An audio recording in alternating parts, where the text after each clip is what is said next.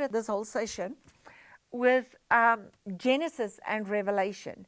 And I said, the hand of God created everything. And when I preached Revelation, God gave me a dream that the book of Revelation is the hand of God extended. So I want us to quickly go to Revelation 1 and read it with me carefully. The revelation of Jesus Christ. It's not the revelation of the beast, of the Antichrist, or Satan, or whatever. It's the revelation of Jesus Christ. This is the biggest key. When Quibbers preached this, I nearly fell off my chair. I'm like, was that always in the Bible? He says, which God gave to him. To who did he give it? To Jesus Christ. The revelation of Jesus Christ, which God gave to him to show unto his servants the things that must shortly come to pass. And he sent and signified it by his angel servant John.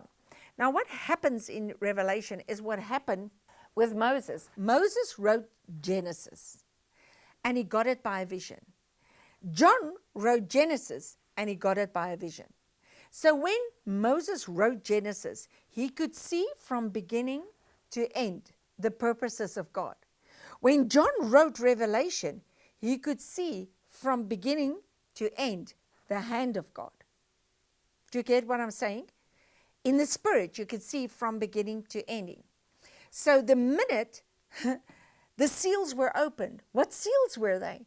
They were given during the time of captivity to Daniel, and God said, seal it. At the time of the end, it will be opened. There was 4 kingdoms right in the beginning, Babylon, Media, Persia, Greece, and Rome, the image of the beast. When the seals were opened, you saw the 4 horses running. So they were also the 4 winds and the 4 horses. And this is all through the prophetic books. The white horse, the red horse, the black horse, and the gray horse. And then it was the souls under the altar. And then it was the sun that became black, the moon blood, and that was the cross. And then God sealed 144,000 people. The sealing, the mark of God, is not a mark on your head. It's the way you think. The mark on your hand is the way you do. 144,000 means 12 in the old, 12 in the new. He brought the 12 out of the 12 tribes. And 12 times 12 is 144. And 1,000 means perfect. So it means on the cross, his government. A child is born, a son is given. The government is on his shoulders. Please, you can't read these things separate. But here he says, God has shown all these things to his servant, the things that must shortly come. And he takes it back to just before 70 AD. And this is how I preach Revelation. Jesus Christ, the church. Then it's the adversary, then it's the removal, and then it's the kingdom. Now please, Jesus Christ, you read about it all in chapter 1. It's awesome. If you want a revelation on Christ, study everything he says there.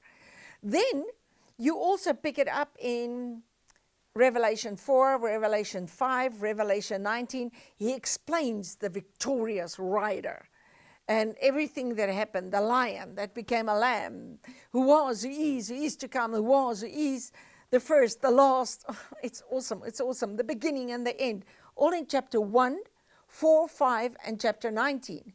Then he talks about the church. Now in chapter 1, John was on his way to somewhere, and he heard a voice. When he turned around, he saw the candlesticks. So he was on his way to the Holy of Holies, but he turned around and saw what's happening in the candlesticks. But the candlesticks were there, and the flames were in the Son of Man's hand, which looks like the Ancient of Days. And he says, the candlesticks is the church, but the flames were on his hands. And then he writes letters to the churches, Revelation 2 and 3. And in Revelation 4, the flames are on the candlesticks. The church is born.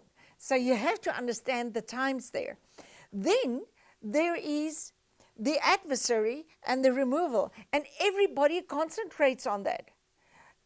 That is not the message of Revelation. Revelation is about Jesus Christ, the church, and the kingdom. The adversary is how he overcome and who he overcome. The adversary is called the three frog spirits in Revelation 16. The dragon, the beast, and the false prophet. Revelation 12 tells us that the dragon is Satan himself.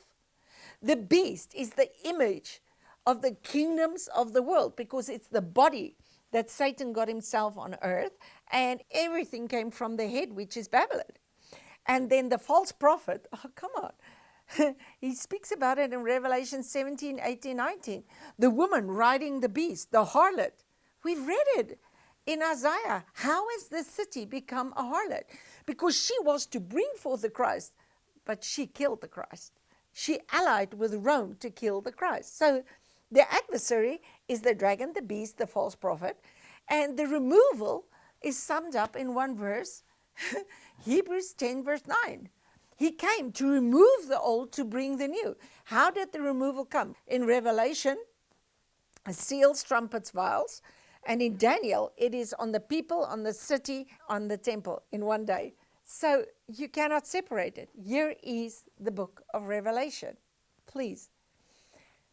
Jesus Christ, the church, the adversary, the removal, the kingdom. And Revelation 1 says, this is the revelation of Jesus Christ. What he done, how he did it, and he brought the kingdom.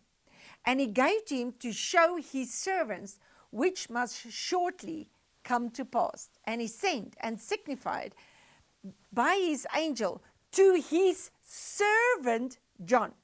Okay. Isaiah 66 verse 14.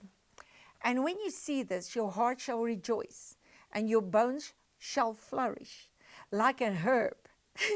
And the hand of the Lord shall be towards his servants, and his indignation towards his enemies. I have been preaching Revelation as the hand of God for 7 years before I found this yesterday. The hand of the Lord shall be towards his servants, and the indignation of the Lord to his enemies. While the one lot was devoured, redemption came to the world.